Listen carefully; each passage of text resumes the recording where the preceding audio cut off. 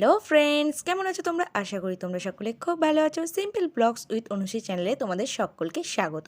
নিয়ে চলে এসেছি আরও একটা নতুন ভিডিও। তো প্রথমেই দেখো নারকেল, কাঠারি, বাটি সমস্ত নিয়ে বসে পড়েছি। তো দেখে কি তোমরা বুঝতে পারছো আজকে ভিডিওটা কি হতে চলেছে? আজকে বানাবো নারকেল নাড়ু।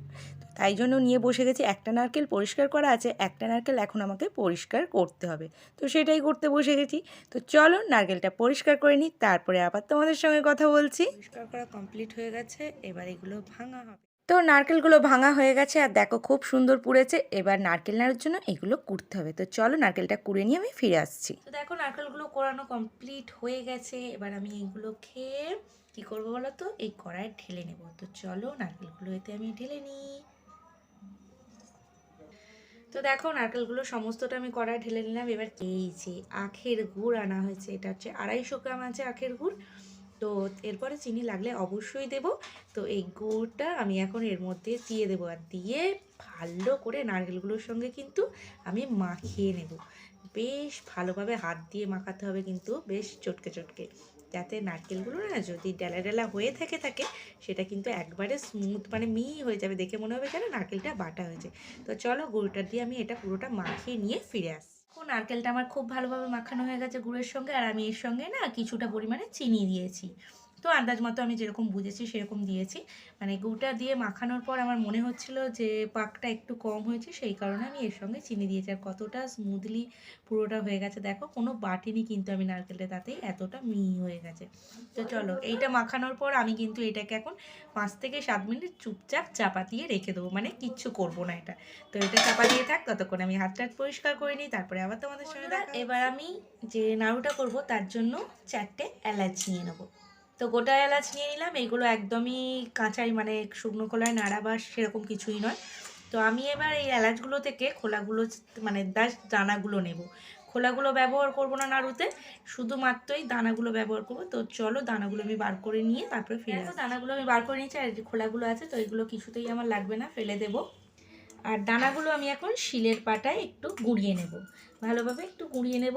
আর এইগুলো দিলে, এই খোলাগুলো যদি আমি ব্যবহার করি তখন কি হয়, মুখে পড়ে একটা বাজে লাগে, কেউই খায় না, ফেলে দেয়। কারণে আমি প্রথম থেকেই খোলাগুলো বাদ দিয়ে দিলাম, এই শুধু দানাগুলোই আমি ব্যবহার করব নাড়ুতে। তো এতে টেস্টটাও আরও বেশি ভালো হয়। তো চলো এগুলো আমি গুঁড়িয়ে নিই। তো দেখো এলাচটা আমার গোড়ানো হয়ে গেছে, আর এলাচটা এর থেকে বেশি আমি গুঁড়ো করব না, মোটামুটি গুঁড়োই হয়ে গেছে। মানে এই পর্যায়ে আমি আর রেখে দেবো এটা। এবার শিলটা তুলে দিই। তো চলো একবার আমি চলে যাচ্ছি রান্না করে নেব। আর গ্যাসের কিন্তু ফ্লেমটা একবারে লোয়ের কাছাকাছি রাখতে হবে না, খুব বেশি যদি ফ্লেমে দিয়ে কড়াটা বসাও তাহলে কিন্তু নারকেলটা নিচে থেকে বসে যাবে আর কালারটা চেঞ্জ হয়ে যাবে। তো আস্তে আস্তে নারকেলটা আমি পাক দেব। তো সমস্তটা আমার এর মধ্যে দেওয়া আছে, আর সেরকম কিছুই দেওয়ার নেই, একমাত্র আমি এলাচ গুঁড়োটা দেবো। আর পাকটা হওয়ার পর মানে যতক্ষণ না চিনিটা মেল্ট হচ্ছে, আমি তো সমস্তটা মাখিয়ে রেখেছি, কিছুটা মেল্ট হয়ে গেছে।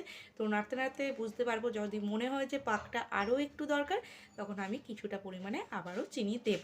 যেহেতু আমার মাপটা নেই, গুড়ের মাপটা আছে 250 গ্রাম, কিন্তু চিনিটা আমি কতটা দিয়েছি সেটা মাপ নেই। তো মাপ থাকলে খুবই ভালো হয়। তো চলো আমি রান্নাটা করতে করতে সমস্তটাই তোমাদের সঙ্গে শেয়ার করছি। তো চলো কিছুটা আগে নারকেলটা মানে কড়াটা গরম হোক আর কিছুটা পাক দিয়ে নিই, তারপরে আবার তোমাদের সঙ্গে কথা বলছি।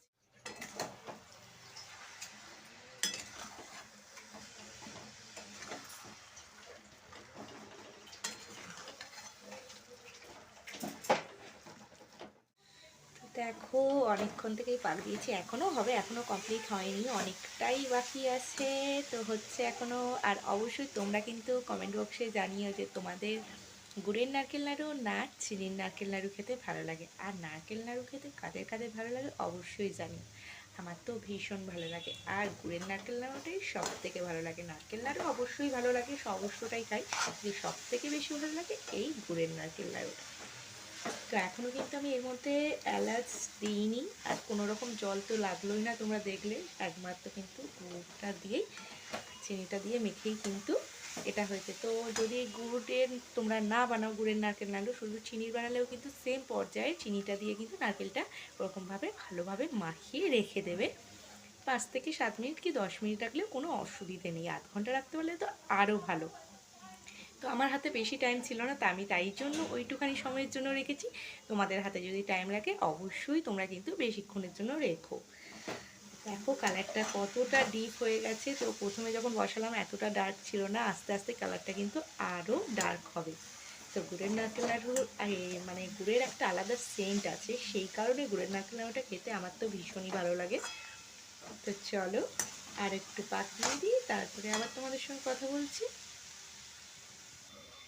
তো চলো এই পর্যায়ে এবার আমি এই যে এলাচটা গুঁড়িয়ে রেখেছিলাম এইটা এর মধ্যে দিয়ে দেবো আর ভালোভাবে মিশিয়ে নেব।